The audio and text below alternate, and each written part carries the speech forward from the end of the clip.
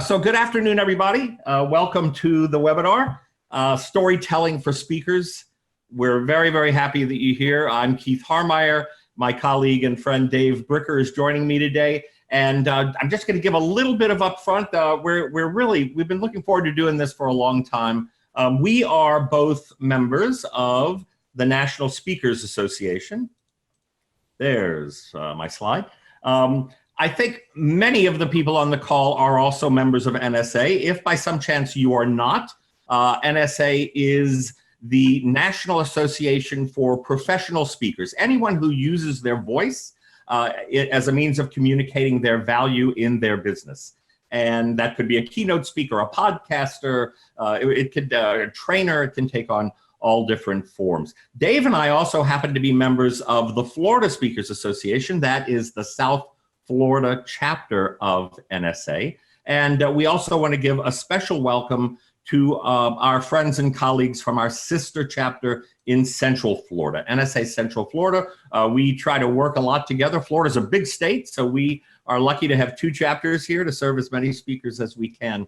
And I just wanted to say, if you are not a member of NSA and want to learn more about it, you can at nsaspeaker.org. And certainly if you're not affiliated with the chapter and you are in the state of Florida, I encourage you to reach out to the two chapters at the addresses that you see there on the screen to learn more about our chapters. We would love to have you join us for a meeting. You can also learn about us, Florida Speakers, by contacting us by email at support@floridaspeakers.org. Well, let's start just with some brief introductions. Again, my name is Keith Harmeyer. I am an innovation thinking expert. I basically work with organizations that need their people to be more creative in their work in order to drive innovation every day. You might have, if you know anything about me or have read about me, you might also have heard that I'm an occasional opera singer. That just means that spontaneously and for no apparent reason, I will burst into song, but I don't expect to do that today. I'm also the the immediate past president of the Florida Speakers Association. And we really wanted to do this webinar during my year, but we weren't able to do it, so we did it this summer. Finally, I'm a founding partner in a company called SmartStorming, and we work with organizations like Google, Under Armour, Spotify, NBC Universal, helping their people be more creative and innovative in their work. So Dave, how about you? Tell us a little bit about you. So the quick story is I am a speaker, as would be expected, given my affiliation with NSA, and I am a business storyteller. If you want to say it, share it, or sell it, bring me your story, I'll help you tell it. And my background is that I spent a number of years of my life sailing and carried those stories around with me for many years, but I had gone out sailing in search of stories because people had inspired me to do so. And finally found some ways to take those stories and put those to work for clients, for audiences. And I guess I've had a lifelong fascination with storytelling, and I could elaborate on that, but that's what's landed me here talking to you today, and my involvement with NSA and Toastmasters and other speaking organizations. Great. All right, thanks, Dave. So let's get right into it, Dave. The title of this webinar is Storytelling for Speakers. Why should speakers be so concerned or interested in storytelling? What's up with that? Couple of reasons. First of all, storytelling is the #1 most powerful way to connect with people. If you've got a message and you want to be listened to, if you want to be paid attention to, if you want to influence somebody, story is the best way to do it. It is by far more powerful than data, than prices, processes, ingredients. Story is how people connect, and that's powerful. The other thing is that storytelling is now a business thing. If you look on LinkedIn and do a search for people's titles, there are over 15,000 people who have the word storyteller or storytelling in their title. So this is no longer, what's storytelling? I don't need some clown to come and read the Three Bears to my team. This is a business concept that is alive and well. Verizon has a chief storyteller on staff. IBM has a chief storyteller on payroll. Columbia University has a course in strategic storytelling. So if this seems like a fringe business concept, it is no longer. It's something that we all need to tune into to stay relevant. Yeah, and Dave, as you know, and the audience doesn't, but before I started my speaking career, I worked for over 20 years in advertising and marketing and branding. And of course, that's the business of storytelling. And in that business, in the marketing world and the branding world, the importance of stories is becoming more and more evident, because that's really what they've been doing all along. They just haven't necessarily been aware that they were doing it. Dave, how about you? How did you get, I know you talked about your sailing, and sailing in and of itself, if you do it at the level that I believe you did, leads to stories. But what got you interested in this topic and have caused you to dig so deep into it and learn so much? Like many things, and not to repeat myself, when I got into sailing, it was because I met these people who told these stories of faraway places and great adventures and storms and calms and reefs and groundings and narrow escapes. And I thought, wow, this isn't just stuff from movies and books. This is real life. You can have adventures in real life. I wanted stories, and I went out and got them. But I've also been fascinated by communications on some level since I was a little kid. I was that person who doodled all over my homework assignments and my notebooks and things like that. I was sketching pictures. I got into playing music. That's something that you and I share. And though I rarely play professionally, it's one of my, playing guitar is my drug. And if you're at Influence and you find the right dark corner on the right evening, you'll find a number of us quietly picking away on acoustic instruments. It's been a secret tradition every year, and we look forward to continuing that. I got into creating websites. I started a web design company back when people still thought internet was a hair product in 1995, and worked with a lot of clients. I taught graphic design at the Art Institutes for 15 years, all of these qualifications and things. It took me a while to realize that all of these things centered around one form of storytelling or another. And though each of them has a technical component, a technique, writing code, learning to use design software, understanding the mechanics of typography. But if you don't use those tools to tell a story, look at all of the advertising, all the messaging, all the technology that's out there that talks a lot and says nothing. And ultimately, I arrived at storytelling. Excellent. So, okay, there are a lot of, quite a few, I don't want to say a lot, there are quite a few storytelling gurus, experts in NSA. We personally know a number of them. You are one of those folks. We've mentioned sailing a few times, and you wrote this very cool book called StorySailing. It's actually a very cool and a very short book. So if anybody out there is looking for a short read, Dave's book is highly recommended. But why don't you tell us, Dave, StorySailing, I'm assuming, is your approach to storytelling. Why don't you tell us about StorySailing? Because I think that's going to have a lot to do with everything else we discussed today. What is StorySailing? Well, storytelling, and let me introduce that with a theme, because I think one of the challenges that people face in speaking is many of us have had great adventures, whether it's having a plane crash like Evan Piper, or climbing Mount Everest, or sailing across the ocean, whatever it is, or spending a decade in a cubicle or raising kids. All of these are valid forms of adventure. At some point, the challenge is to take the me story and turn it into a you story. And sailing, because it was something I loved and became familiar with it, became the metaphor for doing it. And I also found that, look, story sailing, I'm not the first person to work on storytelling. And a lot of different people have a lot of different models. The most common one is Campbell, The Hero's Journey. And it's got 12 pieces. And I find it's enormously complex. The book is impossible to read.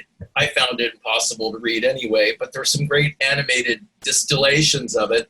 I wanted a model that was simple and elegant that anyone could use for any story. So I used my background, and let me share my screen real quick, and I'll run you through just a few slides that illustrate the concept and how that works. Slides working? Yes. Perfect. So StorySailing is a simple idea. There's one main rule. Stories are always about people. Now, you might see a movie about talking animals or aliens, but metaphorically, stories are always about people. And the value of this is kind of a flipped over version of sell the benefits, not the features, which is an old marketing adage. If you are not talking about people, you're not telling stories.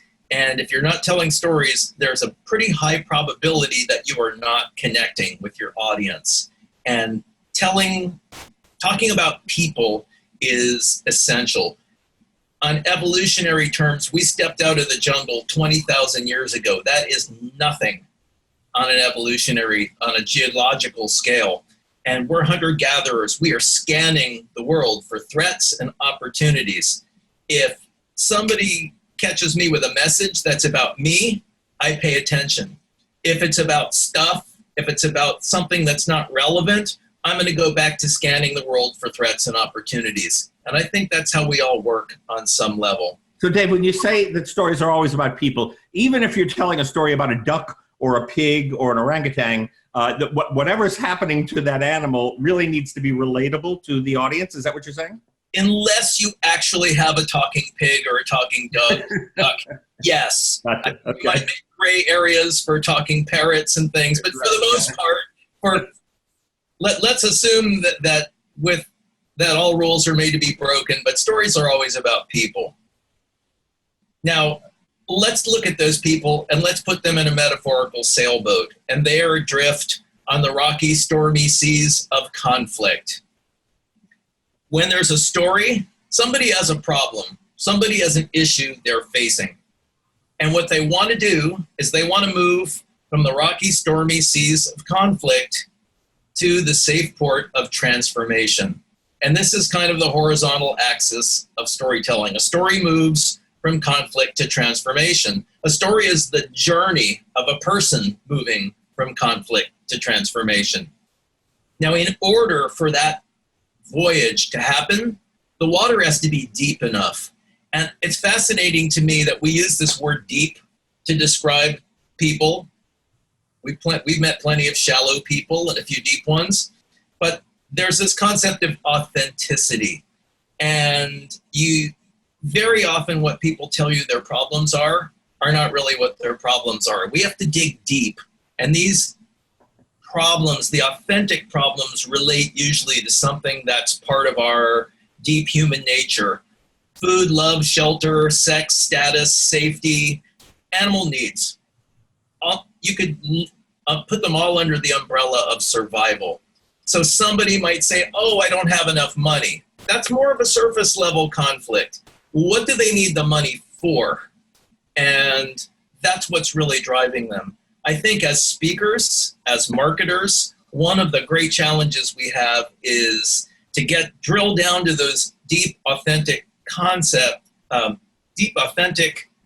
conflicts, and not necessarily take for granted that the conflict is what the client or the audience may think it is. That's part of the journey. Mm-hmm. And finally, that sailboat needs wind to go from conflict to transformation. And I call this magic. Wind is invisible. You can't see it, but boy, is it there. And if you live in the hurricane belt like we do, we know that more than some other people. Gravity is a powerful force. Nobody even knows how it works, but if it were to suddenly switch off, we'd have some very awkward social situations and meetings. So I think that magic ultimately translates into what is your unique wind that you can provide a client, an audience, whatever it is. It has to do with your experience, your stories. It may have to do with your team, your tools, your insights, your talents. And I love this part of the model because everybody's got different magic. And even though, Keith, you and I are both in the speaking business, and there's overlap, there has to be, in terms of what we might present to our audiences, at the same time, you have a completely different set of perspectives and circumstances and I've got StorySailing, and we're different. We're not competitors. We're not really doing the same thing except in the function that we perform. Right. I say all the time, Dave, when I speak to our colleagues, that I think even if you are working in the same area, if you're speaking on the same topic, we're all different, and we all have different. I sometimes refer to the magic as superpower, right? We all have a different superpower. Exactly. I just want to clarify because when you hear the word magic, it can sometimes sound like what you're talking about is divine intervention, Deus ex machina, something that happens that's out of our control. On the contrary, I think what you're talking about is our own personal magic, right? The things that we bring to the table that help us create that transformation. Well, and I try to provide examples because that can sound a little woo-woo for some people, but look at Kelly Swanson tell a story. Yeah, that's just magic. That's talent. That's something that comes out of her. And yes, she studied it and practiced it and worked at it. Or look at any great speaker. We have a number of professional speakers on this call, and people will walk up to you afterwards and say, God, you're a natural speaker. And they may not know that you've spent hours and hours writing and practicing and going to workshops. They just see the final project. Or if they hear you sing or hear me play guitar, they don't necessarily see all the work, but what they perceive is that magic. At some point, you get a technical proficiency in whatever it is that you're doing, or a cognitive proficiency in whatever tools you use to view and explain the world, and it flows out of you. Right. And by the way, just to put it in context for some of the people that may not know, Kelly Swanson, that Dave referred to, is one of the most highly regarded storytelling experts in our association. We both have worked with Kelly and know her. So I just wanted to make sure that reference wasn't lost on some of you. Dave, so the webinar is storytelling for speakers. I'm assuming that most, if not everybody on the call are speakers. But you know what? Speakers, professional speakers like us, are not just speakers. That's not all we do. We have to sell, we have to market, we have to brand, we have to manage in some cases. We have to convince people to do things that we would like them to do to help us support our business. How does storytelling help in the area of sales or management, or in some of these other business functions, not just when we're on the platform? Well, let's take a meeting professional. Understand that person's story. What is their conflict? They have to rely on a whole lot of people who are not them.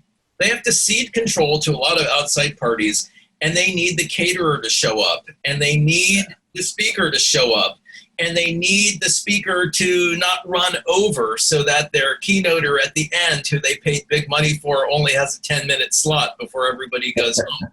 And all of this stuff that they coordinate has to come together. So I think on a speaking business perspective, if we understand that the meeting organizer is under a tremendous amount of stress, it might be that all we need to do is be sensitive to that story and send them a text. Hey, I'm here at the airport. I'm 20 minutes out from the venue. I'll be there an hour early for sound check, which means they can go worry about somebody else. It's as simple as empathy in that respect. Now, we're not necessarily playing a guiding or teaching role in that speaker's journey, but we can certainly be the wind that helps them on their voyage toward transformation by considering what their conflicts are. Well, that's really fascinating. It's one of the first times I've heard someone talk about story in that way, right? We always think about story in terms of us telling a story, but I just want to make sure I understand that what you're talking about here is, in a sense, reading someone else's story, right? To observe and get a sense and get a feeling for what their story is, so that we can help them through their transformation, which is obviously a great way to establish relationships, to build rapport, and to actually eventually get to a point where you have created a win-win situation. Is that what you're saying? It's actually absolutely. Now let's look at another situation. Somebody calls you and they want to hire you to speak to their audience. Now, many of us will think, okay, I speak on leadership, or I speak on ethics, or I speak on storytelling, or I speak on whatever the 12 topics people actually speak on are. And you start talking, well, I've got a program for this, I've got a program for that. And that's pretty typical. Those are the features. Now think about that audience. And why do they pay top speakers the money that they do? We know speakers getting 5 figures. Great. Why do and celebrities get 6 figures? That might be a different reasons, different ballgame. But think about, what is the transformation that you're going to deliver to that audience? That's really the product. It's not a speech. It's not a workshop. And the reason they'll pay that is that if somebody gets up on the platform for 20,000 bananas and the people in that room leave and they are 100,000 bananas more productive in the next couple of months, it's a no-brainer. It's all about the value. The other side of it is, if we understand our audience and we understand what their authentic conflicts are, we can tailor our presentation so that they get that transformation. Otherwise, we're back in this thing of selling products and services, and the message that we deliver in terms of our sales pitch is really another data dump. It's, do you want to buy my widget? Yeah, I think about most of us as speakers, when we're engaged to speak, we ask the client in advance. I certainly know I do. What are some of the things these people are wrestling with? What are they dealing with? What are they trying to solve? What are the problems that are nagging at them every day? So I don't know that I've ever thought of it in terms of what I'm really trying to get at is what is their conflict, so that I can provide some magic to take them through transformation. It's an interesting way of looking at story. So our product, whether we're coaching an individual, working with an executive team, or speaking to an audience of thousands, is transformation. And understanding the authentic transformation. And it can be very different. Look at, you've got people at the lower tiers of a company, and they've got certain authentic conflicts. If you work with executives, people in positions of authority often suffer from imposter syndrome and self-doubt, and they don't have any place to go because they're at the top of the pyramid, and they're kind of stuck with that, and they have to appear strong and stoic.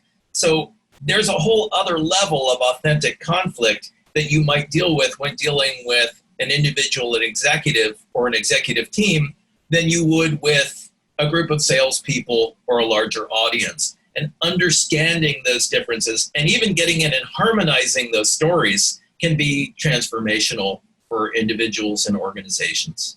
Great. So we talk a lot about conflict, Dave. Let's take it back to the speaker. One of the conflicts that I think a lot of speakers go through, especially early on in developing their speaking careers, trying to find their story. What is their, we use the term signature story. What is that? So how can speakers use StorySailing to help take them through that conflict, to help them find their story? Well, I think that a lot of up-and-coming speakers want to, the way they conceptualize it is, I want to speak about topic X or topic Y. And they really think of it from a product perspective. And another thing that happens is people say, oh, well, gee, Dave, you sailed a wooden boat across an ocean. What do I need to do? People have climbed mountains and spent 72 days in a life raft and had plane crashes and got burned in a fire. And what do I do? I mean, you sit down at an NSA event, and I don't care who you sit down next to, chances are 50-50. They've got a much more powerful story than you. My buddy Neil Peterson speaks around the world, and he was the first black sailor to race alone around the world in a boat he built himself. Compared to him, I'm a rock skipper. But it doesn't. So people question, is my story big enough? And I think one of the important things is size doesn't matter. It's the power of the story. And anyone who has raised a child, anyone who has worked in a cube farm, anybody who has led an organization either into success or utter ruin has a story to tell. We I think many of us on some level, if not all of us, speak about ways to defeat the voice of self-doubt, and speakers are as prone to that. I'm as prone to that as anybody else, and that's a pretty insidious voice. So whatever your life experience is, you need to either bank on that experience or go out and get it. And it doesn't mean you have to sail across the ocean, but go camping and get a story about it. That's usually a very funny, miserable experience for people who aren't used to it. Go out, step off the sidewalk into the woods and challenge yourself, get out of your comfort zone and learn something from it. If that's losing your first 20 pounds or running your first 5K or, I don't care, learning to ride a bicycle, they're all valid stories. And these stories can become metaphors for other people's struggles and challenges. And, with that statement, Dave, I'm going to take a moment here because we received a question, and I think this is a good time to answer. So, by the way, everyone, towards the end, we are going to try to leave some minutes for Q&A, and if we go over, we're going to do our level best to stop everything by 2. But if there are more questions, Dave and I will stick around to answer them. They're not too tough. Yes. But we did receive a question in advance from Rajesh Singh, who we both know. He's a colleague of ours here in South Florida, a recent graduate of our academy, a fine speaker. But Rajesh said the thing that he's wrestling with right now is, because you just talked about using your stories as metaphors for other people's challenges and other people's problems. Rajesh is wrestling to try and figure out, how do you strike the balance? And I think this is a great question. How do you strike the balance between talking about yourself and talking about the audience? We hear all the time, like from our colleague Brewster Kell, we need to make it all about them, right? We need to make the audience the focus of what we do. And yet here we're talking about telling our story. So how do you strike the balance? What's the right ratio of talking about yourself as opposed to talking about them? Can you explain how that works? I think it's a great question. It's a very important question because we've all heard speakers get up and talk about themselves, and it's like a gigantic bad date. And I actually have a slide where there's a guy talking away and the girl is sitting there like, oh, it's going to end. And if I use that, I get laughs out of mostly the ladies in the audience. I guess the guys are the big self-talkers. I was just going to say, my wife is standing over the side nodding her head to what you're saying right now. So mea culpa, I guess. But and of course, narcissism is the only disease in the world where the sicker you are, the better you feel. So a lot of us love to talk about ourselves, but yeah, there's the balance. So I'll give you an example. I've got a whole book about my sailing adventures, and it was very cathartic to write it, and that's a me story. But I'm not here today telling a lot of sailing adventure stories. I could. They are written down and codified and broken up. But in a speech, I might use a sailing story to teach somebody to trust their compass or navigate better or stand their watch or trim the sails. Or here's a very important sailing lesson. If you're the captain, whatever happens on your ship is your fault, no matter who screwed it up. And if you're going to take command of a vessel, even if you're the only one on board, there's some accountability lessons to be learned there. Now, I'm taking the me stories and I'm finding ways to put them in the service of the audience. So the first thing is I wrote The Blue Monk, the sailing memoir. And I got all that stuff out of my system, and it was fun, and it was cathartic, and I entertained 5 or 6 people with the book, and maybe my daughter will read it one day, and that's great. But the StorySailing model that came out of that 20 years after I took those journeys is something that's from me and has roots in my story, but it's a model I can put in service of an audience. And whether I'm helping a client figure out what the stories are, their customer archetypes, what are the customer journeys, and how do we address the authentic conflicts of different customer types, or whether I'm helping an organization get rid of, one of the worst things we can do is believe toxic stories. It happens all the time. There's a lot of different angles. This is my way of doing it. And I spend very little time talking about, hey, I sailed a wooden boat here and there. And when I mean, if people are interested in it, I'm happy to talk about it. But as a speaker, as an educator, as an inspirer, nobody wants to hear about me. They want to hear, Seth Godin said it very well. He said, people don't want email, they want me-mail. So, very good. That's actually, the other thing I wanted to add to that, Dave, is that I think the other thing, and we hear this a lot in the context of marketing, is that telling your story gives you credibility with the audience, and it makes you and the message you're delivering relatable. So it's the difference between sharing and having a conversation and preaching, right? If I just preach at an audience, then why should they listen or pay attention to me? But if I share my story and my journey, and I can relate it to them and their struggle, then it makes all the difference. And I think a lot of people who are experts at keynote construction, for example, one of the things they say is you tell a story, you make a point, and then you have an action to take, right? So you tell that story, you then make a point. What does that story mean, and how does it relate to you, audience member? And then, by the way, let me really help you, because now I'm going to suggest an action you can take to help you make the same journey that I did. Does that? And I think it can work in a lot of different ways. There's a speaker friend of mine who was diagnosed with stage 2 breast cancer, and she's in remission. And there's a speech that she's going to be giving tonight at a speaker showcase in Miami. And she starts off talking about the breast cancer. And when she says, and I'm in remission, I guarantee you everybody in the audience is going to cheer for her, as they should, because we're all afraid of cancer. 1 in 3 people are going to get cancer. And then she goes on to talk about the different kinds of cancer in your business: individual cancer, leadership cancer, team cancer, whatever. And the cancer actually becomes a metaphor. So interesting. Much of the speech is her story. I tell my sailing story at the beginning of my keynotes and workshops. It's a way for the audience to get to know me and to connect that metaphor to me. But after 3 or 4 minutes, you'll wear out your welcome really quick, starting about yourself. So use that background as a jumping off point to get to the audience's story. So Dave, we're talking a lot here about concept and approach. Do we have time to actually get an example? Do you want to give a brief example?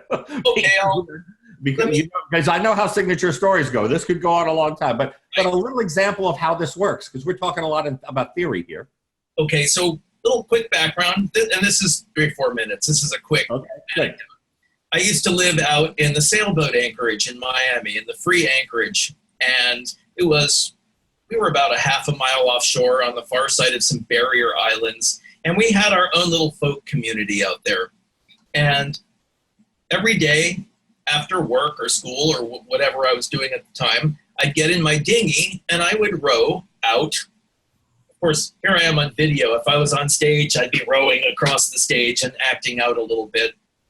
But I'd row out to my boat and I'd sit and watch the sun go down over the city of Miami and enjoy myself. And I was looking in the channel and I saw a little commotion there in the channel. I saw a friend rowing out in his dinghy, and there was some splashing, and I could see arcs of water kind of in the setting sun. And then he'd row a little bit more, and then he'd stop, and I'd see more splashing and arcs of water.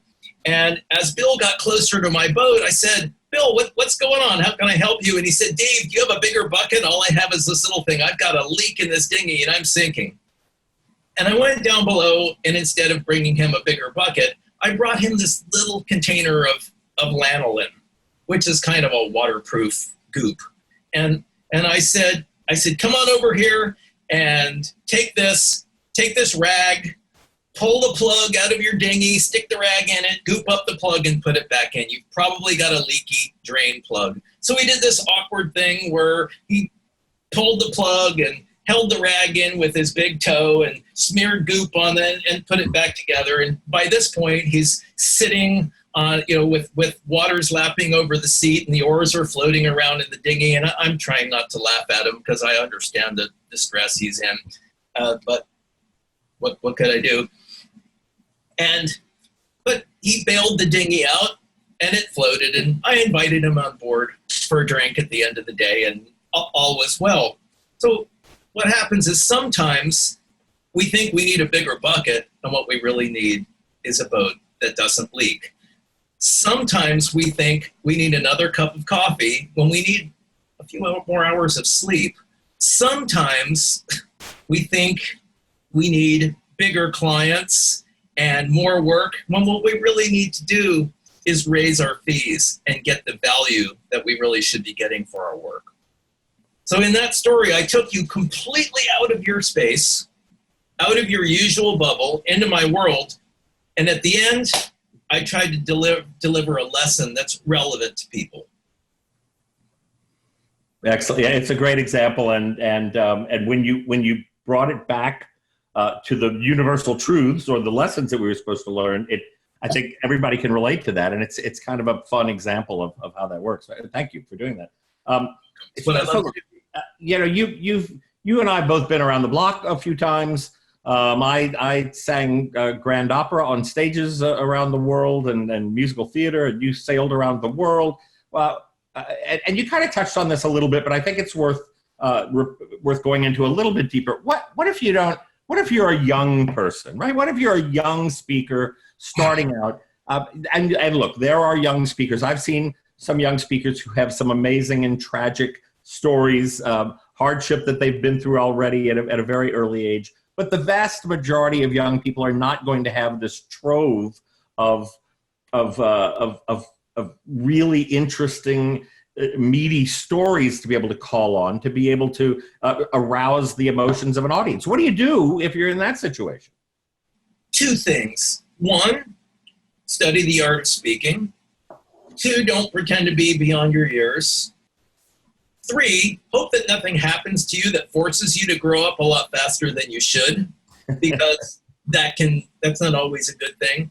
But I think study the art of speaking and then go out into the world and have those experiences. You got to go out into the world and fall in love and get your heart broken. You got to go out and get fired from that job or never hired for the one that you want. All of these things, it doesn't have to be sailing across an ocean or sailing across the Bahamas alone, but do something.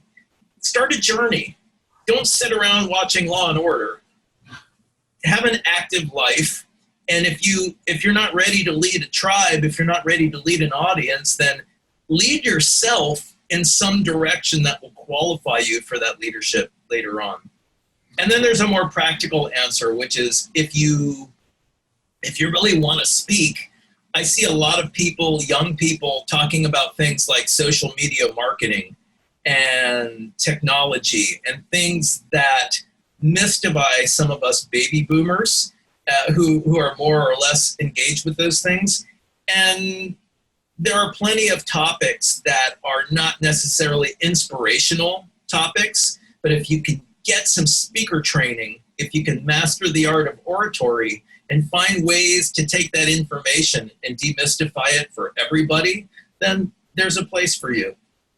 Yeah, I agree, Dave. I think that one of the struggles that a lot of younger speakers have is that they believe that their stories have to be those kinds of stories, those big, heavy, meaty stories, and they don't necessarily have to be in order to be entertaining, interesting, and relatable. I actually had the opportunity several years ago to speak at a conference.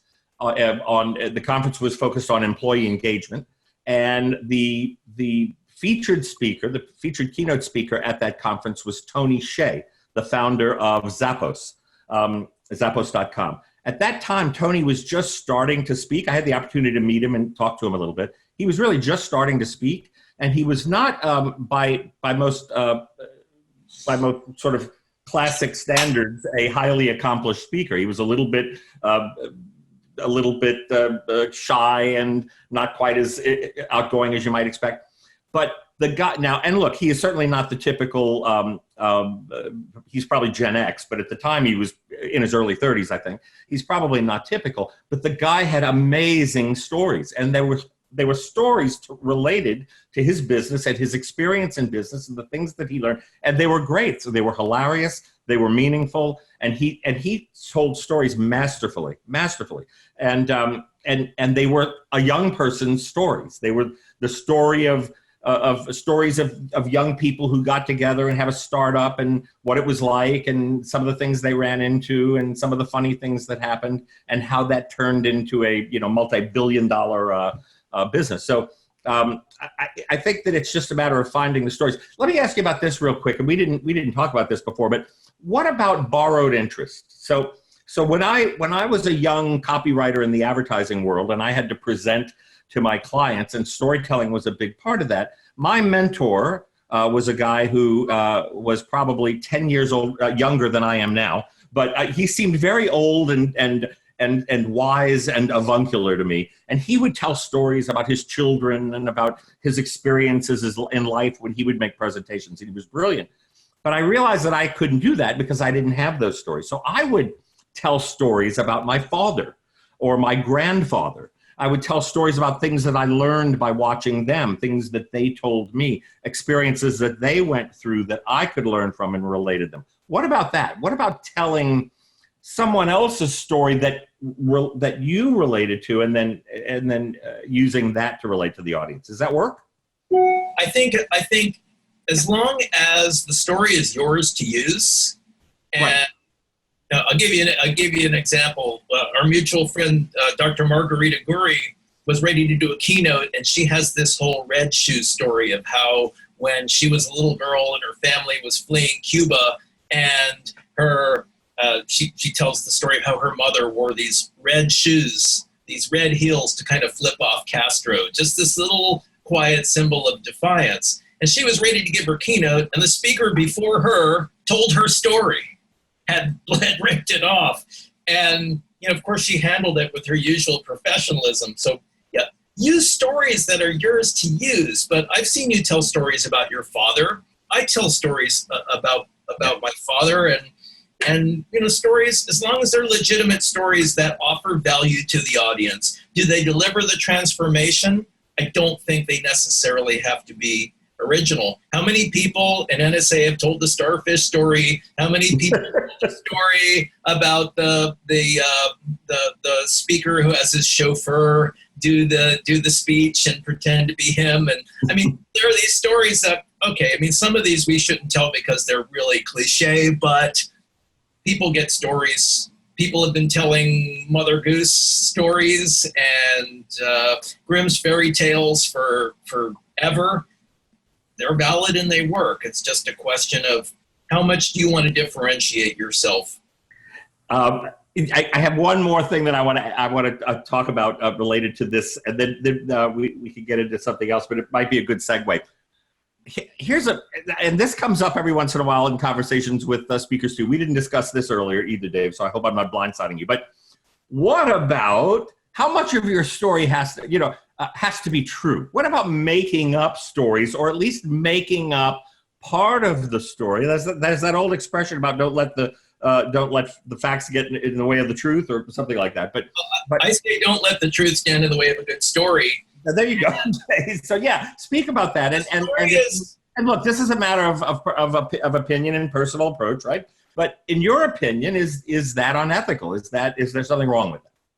I don't think there's anything wrong with it. If you deliver a lesson and if you deliver transformation, I think this whole concept of truth, if you put 10 people in a room and you expose them to a message and you ask them to recall that message a year later, they're all going to come up with a variation on the truth anyway.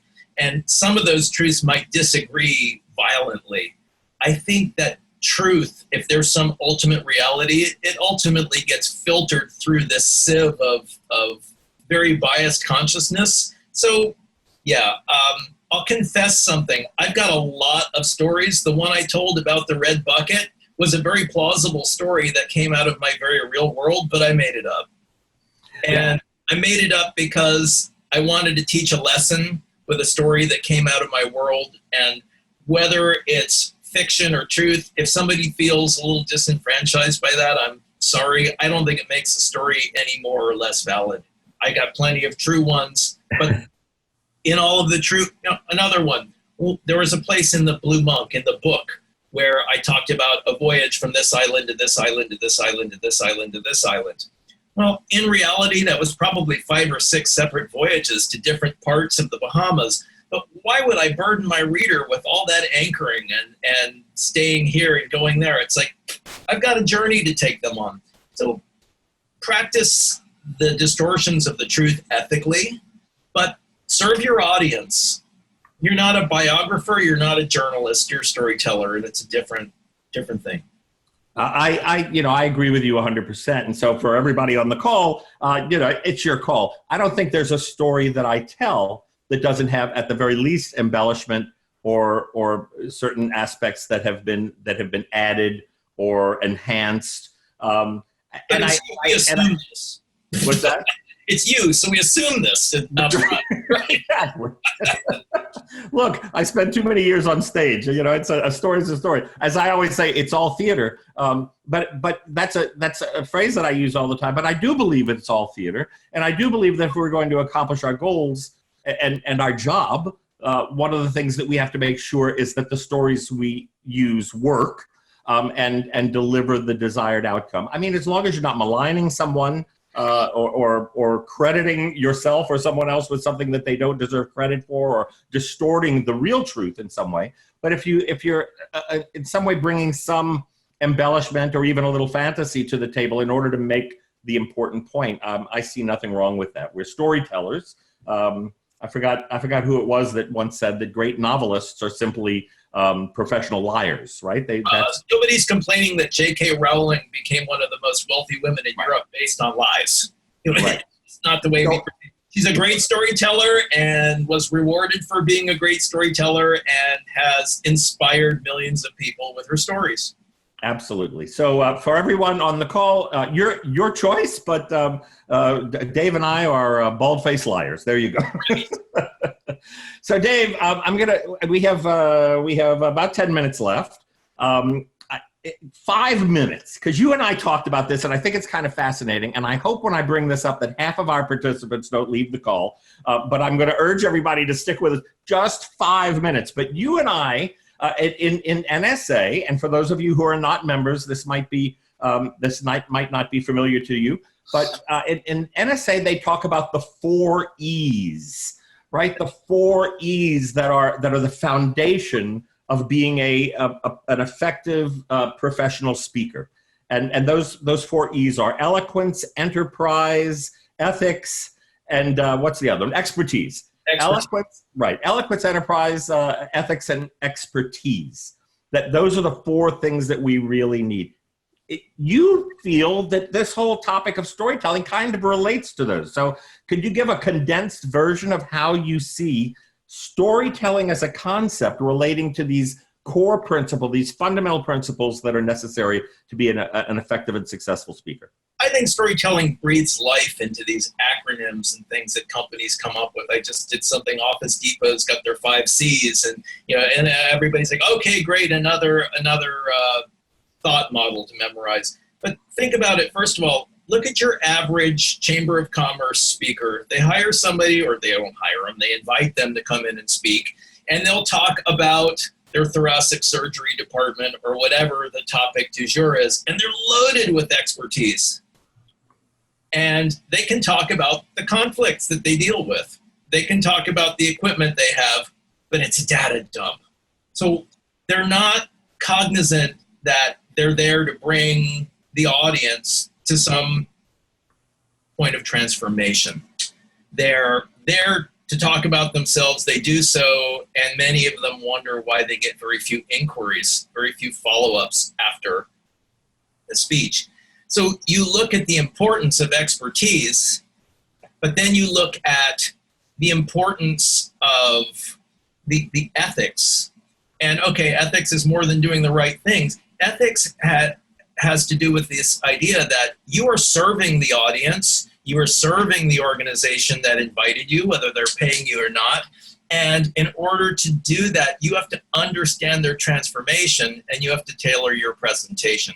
So you've got not only the expertise, you've got the ethics. Now, in a Chamber of Commerce speech, there's not a lot of direct enterprise. You're being asked to speak for free for that Rotary Club or whatever it is, and I do it because I get business out of those. Some people are find there's problems with fee integrity or whatever, but I get local clients out of those and turn them into opportunities. So that's part of the enterprise aspect of it, where I'm looking at, am I getting a fee for speaking, or am I inviting myself to an organization that might hire me to train their sales staff or work with their leadership or have me coach their CEO or whatever it is. So the enterprise is also, are you just coming in to speak, or what's in it? What's in it for the audience is the ethics, and what is in it for you is the enterprise.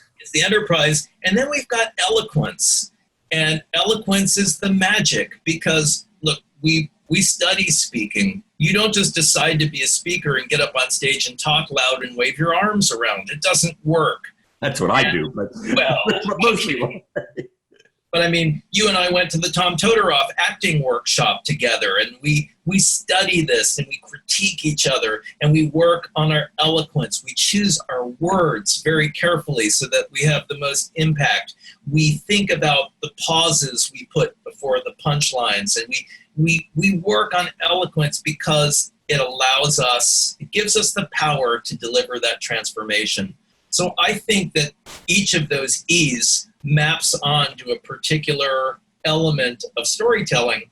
And what I love about that kind of thing is without some sort of a meaning mapping, it's just another corporate acronym that an organization threw together that stands for some concept that nobody can really wrap their head around or their heart around. Right. Excellent. I think it's just a great way to think about it, because most of us, our eyes glaze over when we start talking about the 4 E's, and I think that really helps at least give some context and some meaning to that. So I want to have time to answer some questions.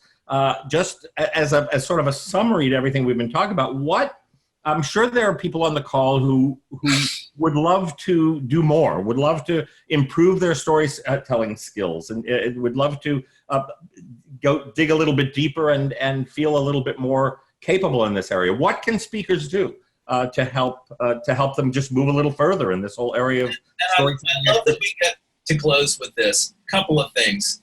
Of course, if you are a professional speaker or aspire to become a professional speaker, join the National Speakers Association, get active in your local chapter. And it was interesting. I was just reading a thread on the private NSA Facebook group, how some people were worried that they weren't getting their value out of their national benefit, their national membership. And it comes back to this idea that stories are always about people. And if you really plug into NSA, the mentors and friends and colleagues that you will get on a very high level, you'll find that there are Hall of Fame speakers who will happily sit down with you and take your call and share ideas and encourage you. And these are people who were mentored often years ago by other Hall of Fame speakers, and they're happy to pay it forward. And NSA, there's a great magazine and all of that, but to just join for the magazine is not worth it. But if you join and you come to convention and interact with the people, yeah, it's just been absolutely fantastic for me. The other place, and I've heard speakers who say they're too good for this. I'm a big Toastmasters fan. I'm a president of a local Toastmasters chapter. I speak at Toastmasters leadership events, and I love Toastmasters. The organization is great because, first of all, I'm not trying new material out in front of a paid audience, but I am trying out material in front of an audience, mostly young professionals who may very well be the same people who are in one of my real audiences. And if I try a gag line and it goes over their heads, or if I ask a starting question, I'll give you an example. I just did a presentation on blogging, on social media marketing. First question was, how many of you are bloggers? Well, 2 people raised their hands. Well, that's a dud. And my next question was, how many people have started a blog and abandoned it because nobody was listening and it was too much work? Wow, 2/3 of the room raised their hands. if I give that talk professionally, which question am I going to use?